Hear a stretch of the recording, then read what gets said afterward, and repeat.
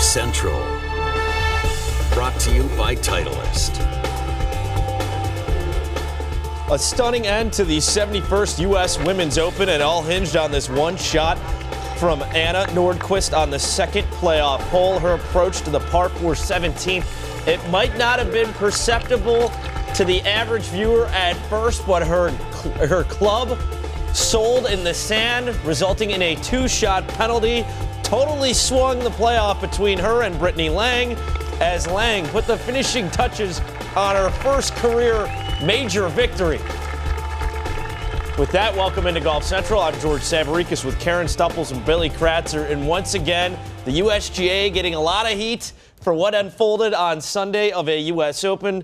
The first time with Dustin Johnson at Oakmont, the second time with Anna Nordqvist in the U.S. Women's Open at Cordoval. Let's get to the highlights before we get to your thoughts. A pretty crazy Sunday. Lydia Ko had a one-shot lead going into this thing, and she was seemingly in cruise control early on for birdie. And just missed a really short birdie putt on the 5th hole. This one, though, would find the bottom of the cup.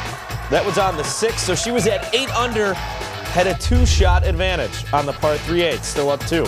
Yeah, and usually very reliable with this little shot right here. Just kind of a little bump and run. Runs it by about, right at about 10 feet. Not her best. So she would bogey and drop to 7 under, up by 1. Then on the 9th was second. And from some really heavy rough, ball's sitting down all the way at the bottom, and she couldn't get enough clubhead speed with that hybrid to get the ball to travel far enough over that hazard. So now Ko playing her fish shot and in full damage control, trying to not let this event get away from her. Yeah, and usually when you see Lydia make a mistake, you don't see her follow up with another mistake, and that was the next one that she made. So she would double bogey, fall to 5 under, 1 back. Anna Nordqvist, who started the day 6 back, par 5 15. Has been hitting lots of greens in regulation this week. In fact, on the first round, she hit all 18 greens in regulation. This one is 1 less than regulation. Should have that for eagle. So she wasn't really part of the conversation until she had this eagle try, and she put the finishing touches on just a spectacular hole. And a nice smooth roll right in the back of the cup. Very positive, aggressive putt there. So she jumps from 4 to 6 under, a share of the lead. Brittany Lang started the day 2 back on 13. Well, playing really nice, solid golf, and that went in with authority. That was a very aggressive putt right there. Nordqvist on 18, a lengthy birdie effort. And not an easy putt for which to get down into, down a slope, breaking to the right. But she lags it up then very nicely. Bogey-free 67, she posts 6 under and then just has to wait to see what's going to unfold. Lang on 16. Yeah, everything just kind of rolling along, and this was a really good read right here. This one's just going to kind of catch that left side. That would put her up by 1. That would move her to -7. Big pressure putt from Brittany Lang. The next hole, though, maybe a little bit of nerves. Right, and you can see that at this point, just lacking a little bit of speed and decelerated into that putt. So she 3 putts the 71st hole, falls back to 6 under par. Lang with this on 18 from 30 feet for the win. Yeah, coming across the green just a little bit down the hill. So she also gets in at 6 under par, setting up a playoff between her and Nordqvist. Sung Hyun Park also had a chance, needing to do some work on the last hole to get a part of that playoff. And that sounded like a little bit of ground first, turning the club head over and not hitting the green. So now let's go to the playoff. Nordqvist and Lang going toe-to-toe in that 3-hole aggregate playoff. Second hole after they both made par.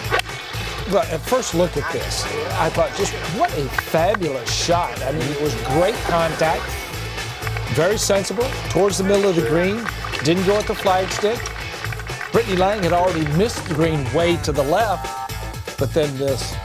Barely see that one little sand pebble get brushed forward, and you really need to NBC it. Yes, you do. I mean, just barely top it. So Nordqvist, at the moment, unaware that a two-shot penalty was lurking. She played her third on the last hole, thinking she's tied at even par with Brittany Lang. And playing it quite careful too. She doesn't attack the whole location. She plays it out to the right, thinking that she's kind of in a bit of a match play situation now with Brittany. So then the USGA comes in after she played her third, saying, "You've grounded your club in the bunker. You have a two-shot penalty." So now Brittany Lang is also told prior to playing her third shot, you actually have a two-shot advantage at this point. Changed the way in which she said she played the hole, and she finished things out with a par to win the 71st U.S. Women's Open.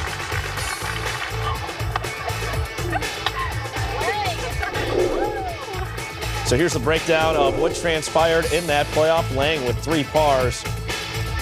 Anna Nordquist, of course, doubled because of that two-shot penalty, and then on the last, she missed a short par putt.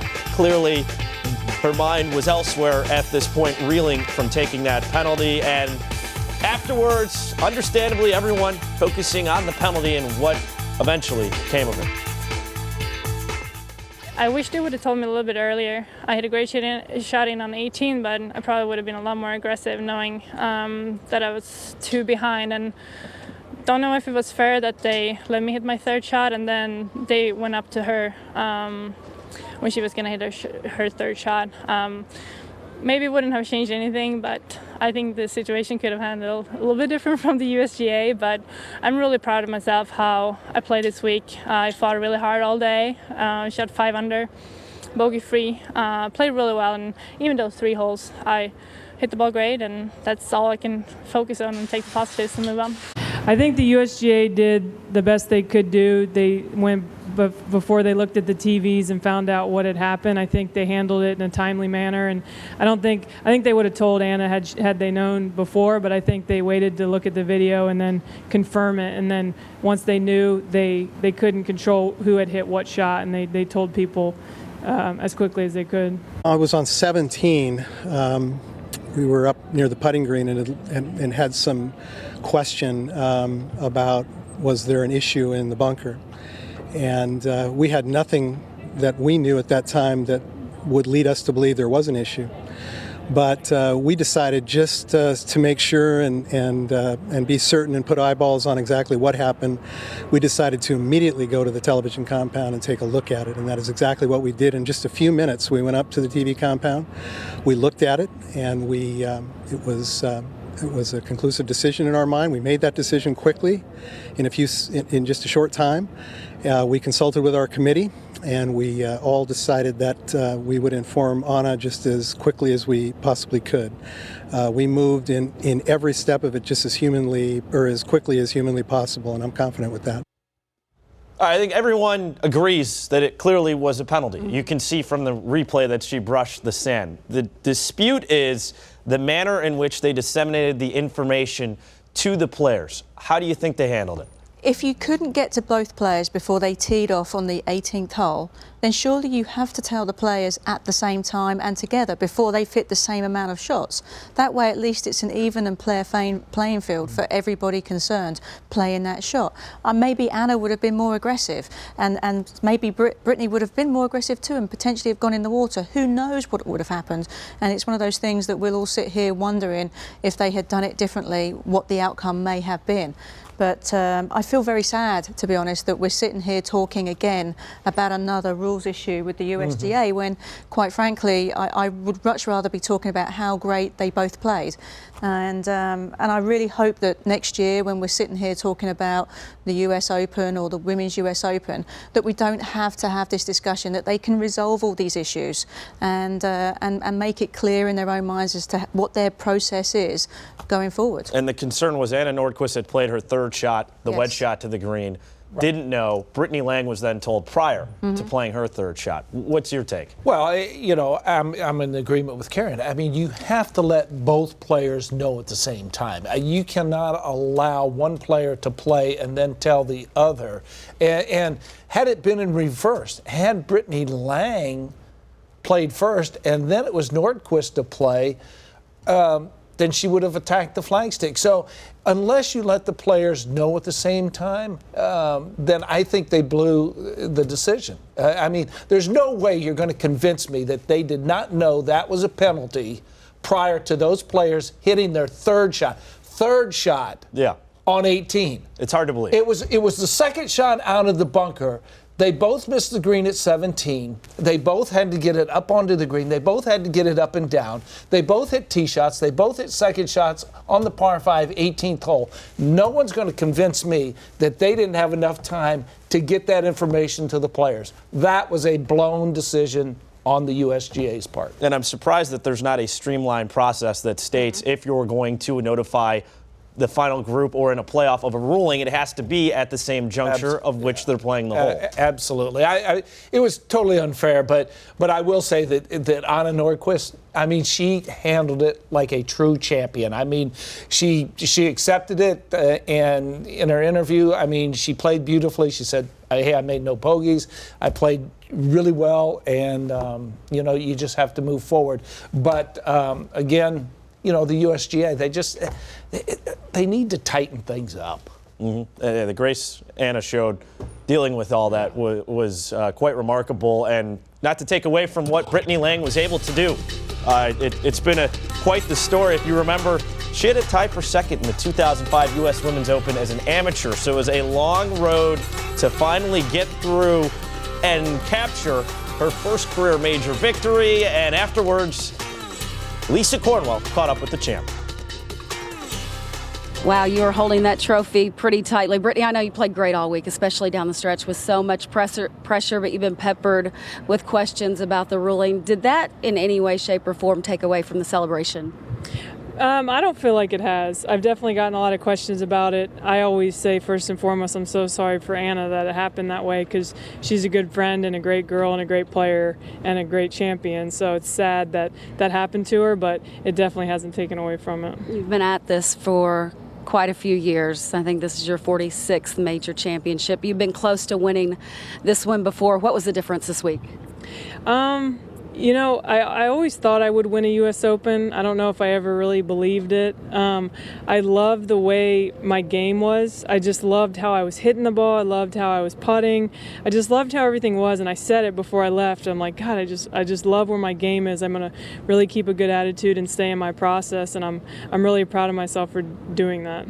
You said in your press conference that you didn't think before that this was possible, and you feel like your belief had started to change a little bit. You were believing in yourself a little bit more.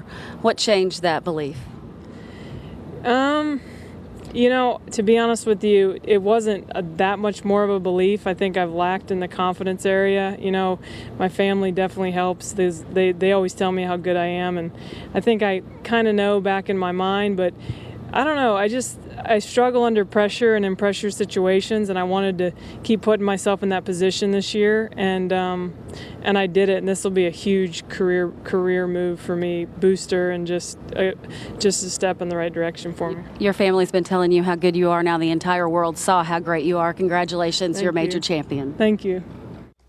A day that Brittany Lang will always remember, her second career victory and her first major in being the U.S. Women's Open. What stood out to you of her play on Sunday? Well, really how she hung in there. It wasn't a tremendous day in terms of, making lots of birdies and being out there. It was just a tough scoring day, but she hung in there. She made the putts when she had to.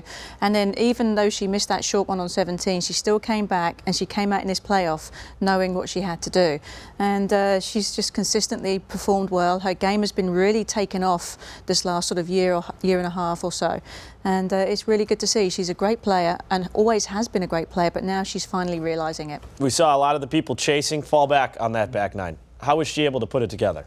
Well, I think the belief that she has in herself, all the hard work that she's done with her game, it came to the forefront, and it showed. And like Karen said, the only misstep on the back nine was a little short putt that she missed on the 71st hole. Other than that, she was really, really good, and it was well thought out. And, going forward, now that she's a major champion, she only had one victory up to that point, but now that she's a major champion, that belief system gets even greater. Yeah, we can definitely say that. Let's take a look at the final leaderboard from Courteval out in San Martin, California, and Lydia Ko fell to a tie for third. Stacy Lewis in solo seventh, and how about Jarena Pillar in eighth? And that is big, obviously, Karen, because she was trying to get in the top 15 to crack the U.S. Olympic team, and thanks in part to this birdie on the 11th. You can see how well she got through the ball. It was putting back uphill, which was helpful, but she still made it when she needed to. More from Pillar on the 15th for eagle. And this putt is from long range. She's just trying to save any kind of shot she can get. Oh! And that had to look good all the way. So a 2 under par 70 for Jarena. Good enough with that 8th place finish to bump her to 15th in the Rolex women's ranking. So the U.S. women's Olympic golf team, Lexi Thompson, Stacy Lewis, and Jarena Pillar. Got to be a thrill for Jarena. Oh, it has to be. She said in the past how proud she is to represent America and wear the stars and stripes, and she will do them proud down there. Well, Jarena Pillar is eligible to compete for the U.S. in the Olympics, as is this guy ahead in Golf Central. Ricky Fowler says yes to being part of Team USA for the Rio Olympics. And could John Daly do something he's never done before on a course he's won before? This is Golf Central. Golf Central is brought to you by the Titleist Pro V1 and Pro V1X. Make a difference in your game. Bushnell Golf and the Tour X. Slope technology when you want it. Tournament legal when you need it.